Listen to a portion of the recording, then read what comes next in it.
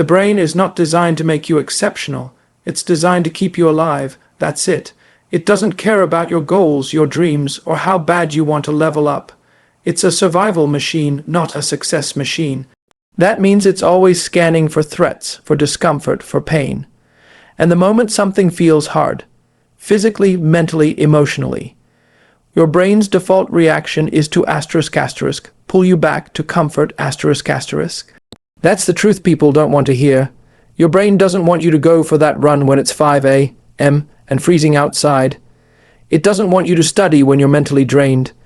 It doesn't want you to confront your fears, your doubts, or your childhood trauma. It wants the couch, the warm food, the escape, the safe route. This is where most people lose the battle before they even start, because they think the thoughts in their head are ***, but they're not. They're just the brain doing what it's designed to do, ***, protect you from effort ***. It's whispering to you, don't push it, don't go today, don't speak up, don't try. Why? Because effort is uncertain. Growth is uncomfortable, and discomfort means risk in the brain's primitive wiring. Now, here's the kicker. Comfort isn't just a place you go to chill. It's a place your brain will *trap you in *. Comfort is a prison disguised as pleasure. It's filled with distractions, dopamine hits, and short-term relief. But behind all that is stagnation, weakness, regret. Every time you listen to that voice that says, take it easy, you reinforce it. Every time you skip the hard thing, that neural pathway gets stronger. You're teaching your brain that *avoiding difficulty is acceptable *. You're training weakness. You're letting the brain think it's in control. You've got to flip the script. You don't rise by doing what your brain wants. You rise by doing what it resists. Your brain will beg you to take the day off. That's exactly when you lace up and do more. It'll scream for comfort. Go find *discomfort*, because discomfort is where you build the real power. It's where you expose the lies your brain has been feeding you your whole life. Most people never test themselves enough to know what they're made of. Why? Because their brain tells them, this is too much. But what is too much? That's just your brain's comfort threshold, not your actual limit. There's a difference. The human body and spirit can endure and adapt to far more than most people ever tap into. But you'll never access that potential if you keep listening to your brain's first response. That first response is soft. It's emotional. It's ancient. You've got to get past that. There's a voice under that weakness that says, keep going. But you can't hear it until you fight through the first 40%. That's another lie your brain feeds you ***, the 40% rule ***. Most people quit at 40% of their true capacity. Think about that. When your brain says, I'm done, you've barely scratched the surface. That's because your brain is scared, not because you're actually at your limit. You've got to develop the awareness to know that what feels like the end is often just the beginning of where the real work starts. This is why controlling your brain starts with understanding what it's really doing. It's trying to conserve energy, avoid pain, and minimize risk. That worked great when we were running from predators thousands of years ago. But in the modern world, this ancient programming is holding you back. You've got to override it. And how do you override it? You do it by building a new relationship with pain, with fear, with effort. You start showing your brain that you're not dying, you're just growing. You show it that discomfort is the signal, not the stop sign. You've got to reprogram it through repetition. The brain changes through action. You teach it by example. You show it that waking up early won't kill you, that sitting in silence with your thoughts won't break you, that speaking your truth won't ruin you. You do the hard thing, again and again, until your brain stops resisting it. Over time, the brain adapts, neural pathways shift, the default settings change, and what was once uncomfortable becomes familiar. What once triggered fear now triggers focus. That's neuroplasticity at work. But you only get there if you put in the reps. This isn't motivation, this is neuroscience. This is behavioral reconditioning. You're not just pushing through, you're rewiring. But you have to understand the brain will never volunteer for this. You've got to ***, drag it through the fire ***, over and over, until it stops fighting you and starts following you. So remember, your brain is wired for comfort, not growth. And that means comfort is your enemy if your goal is to get stronger. Every time you choose the hard thing, you chip away at the lies. Every time you lean into discomfort, you send a message to your brain. Asterisk, asterisk, I run this, not you. Asterisk, asterisk, that's how control is built. Not with hacks or shortcuts, but with grit, pain, and discipline. You want to change your life? Start by changing the way you relate to your brain. Stop being its slave. Start being its commander. Take back the wheel. Stay uncomfortable. Stay focused. Stay relentless. Asterisk, asterisk, stay hard. Asterisk, asterisk, most people go through life thinking that whatever pops into their head must be true. If a thought shows up that says, asterisk, you're not good enough, asterisk or asterisk, you can't handle this, asterisk or asterisk, you're tired, skip today, asterisk, they believe it. They act on it, but here's the truth that'll slap you across the face if you're ready to hear it. Asterisk, asterisk, you are not your thoughts, asterisk, asterisk. You're the one who hears them. You're the one who can asterisk, observe asterisk them. And until you understand that, you will always be controlled by a mind that runs wild with fear, insecurity, laziness, and comfort. Let's break this down. Inside your head, there's a constant stream of noise. Memories, beliefs, assumptions, reactions, judgments, doubts. This isn't you thinking clearly. This is programming. This is your upbringing, your past failures, your comfort zone, your trauma, your excuses, all blended into a voice that sounds like you but isn't. That voice doesn't speak truth. It speaks protection, and protection often means staying small. It means pulling back when you should push forward. It means accepting average when you were born to break limits. But once you realize that you can asterisk watch asterisk your mind instead of blindly following it, everything starts to change. You wake up in the morning and your mind says, asterisk, hit the snooze. Asterisk, normally you'd listen. But not anymore. Now you asterisk notice asterisk it. You say asterisk, there's that comfort voice again, asterisk, and instead of obeying it, you get up anyway. That's the shift. That's where control begins. Not in some magical moment of motivation, but in the daily decision to observe and override.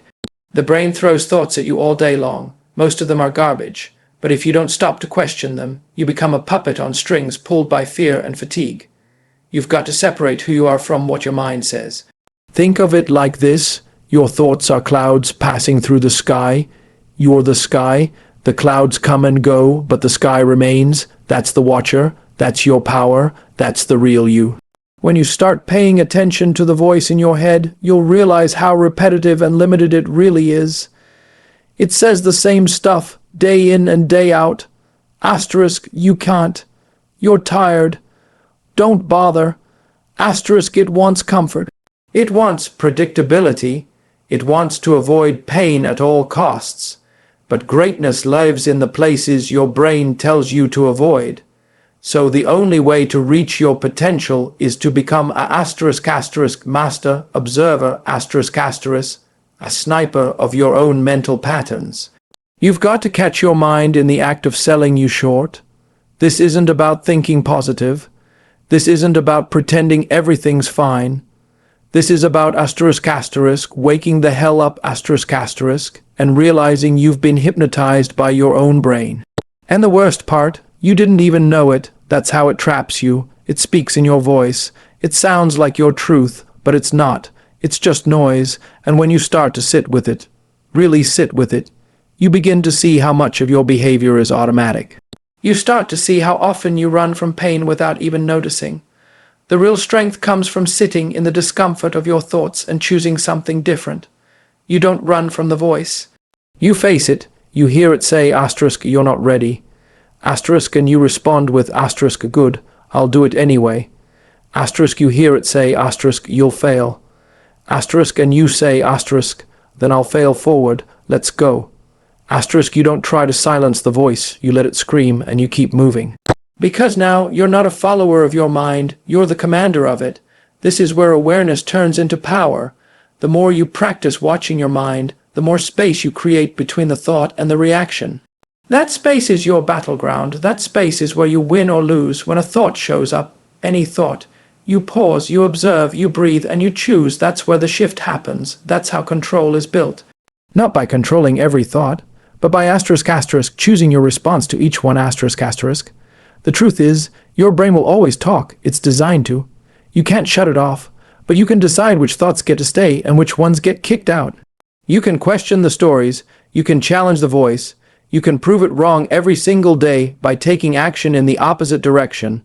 That's how mental toughness is born, not from fighting the brain, but from training it, not from avoiding negative thoughts, but from standing in the middle of them like a warrior and saying, I see you, and I'm not stopping. Over time, your brain learns. It sees that fear doesn't stop you, that fatigue doesn't own you, that you make decisions based on your mission, not your mood. And that's when you become dangerous. That's when you become someone who can walk through chaos and still choose discipline. Someone who can hear doubt and still speak truth. Someone who can feel fear and still take the shot. That's the difference between people who live reactive, average lives and people who live in control, on purpose. It all starts with the watcher, with the awareness, with the ability to step back from your thoughts and say, I see what you're trying to do, not today. And that discipline of the mind, done over and over, is what separates the weak from the warriors. So watch your mind, don't trust it blindly, train it, challenge it, own it, because if you don't run your brain it will run you. Discipline and pain. Those are the two things your brain runs from the fastest. And those are the exact tools you need to use if you ever want to take control of your mind. See, everyone wants to feel in control, but no one wants to go through what it actually takes to earn it. They want hacks. They want shortcuts, but controlling your brain doesn't come from ease. It comes from deliberate suffering. You earn control by voluntarily choosing the difficult path, day after day especially when everything inside you is screaming for comfort. Pain is not the enemy, pain is the signal that growth is happening. Discipline is not punishment. Discipline is the structure that turns chaos into clarity. Your brain, though, doesn't want you to believe that. It's constantly trying to protect you from pain. That's why it creates excuses. That's why it floods you with thoughts like this is too much, or I deserve a break, or I'll start tomorrow. Those aren't your true beliefs. That's your brain defending its comfort zone. And the only way to override that is by training yourself to walk toward pain instead of away from it. You want to control your brain, then you've got to start putting it through fire on purpose. You've got to seek out the moments that suck, the workouts when you're exhausted, the early mornings when your eyes feel glued shut, the grind when nobody's clapping. Why? Because every time you do something your brain doesn't want to do, you send a signal, I'm in charge now. You teach your mind that pain doesn't equal death, that discomfort doesn't equal danger, that effort isn't something to run from, it's something to chase.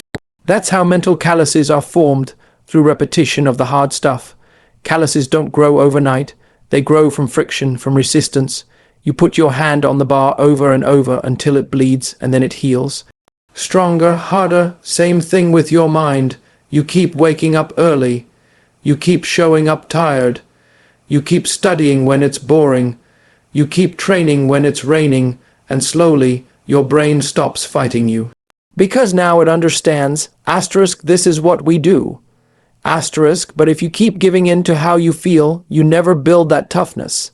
If you skip the hard stuff every time it shows up, you're training your mind to be soft, reactive, and fragile. And a fragile mind breaks under pressure. A fragile mind looks for comfort when life gets tough. But a disciplined mind, a mind forged in struggle, that's a mind that can withstand anything. This doesn't mean you have to torture yourself 24/7. It means you have to be intentional about discomfort. You have to create situations that test you. You have to build discipline like a muscle. You don't start with climbing Mount Everest. You start with not hitting snooze. You start with one more rep, one more page, one more hour. Then you stack that, and you do it again and again, until showing up in pain isn't something special. It's just who you are. Most people think discipline is motivation. It's not. Motivation is a feeling. Discipline is a decision. You don't wait to feel like it. You do it regardless, because you know what's at stake. Your potential, your power, your life. You know that every time you choose the easy road, you make your brain weaker. You hand the wheel back to fear, to doubt, to laziness, but every time you choose the hard road, you take the power back. Pain isn't just a test, it's a teacher. It shows you where your limits are, and it dares you to cross them. It strips away your ego and reveals the truth, what you're really made of, and when you push through pain on purpose, when you embrace it, you discover something most people never will. You are capable of so much more than your mind tells you. You want to change your identity, start showing up like the person you want to become. Act like a disciplined, focused, relentless human being until your brain has no choice but to adapt. And that adaptation, that rewiring, only happens through pain and repetition. There's no way around it. You have to earn your control. You don't build a strong mind by thinking about it. You build it by doing what needs to be done when you least feel like doing it. That's the standard. Not once, not sometimes, every damn day. Discipline isn't about perfection. It's about consistency under pressure. It's about doing what you said you do long after the feeling is gone. That's how you break your brain's programming. That's how you take the wheel and never give it back. So stop waiting for the perfect time. Stop hoping for motivation to strike. Start walking straight into the hard. Wake up early. Go the extra mile. Show up when nobody's watching. Own your failures and do it all with one goal in mind. To dominate your own mind. Because when discipline becomes your default and pain becomes your ally, your brain doesn't control you anymore. You control it.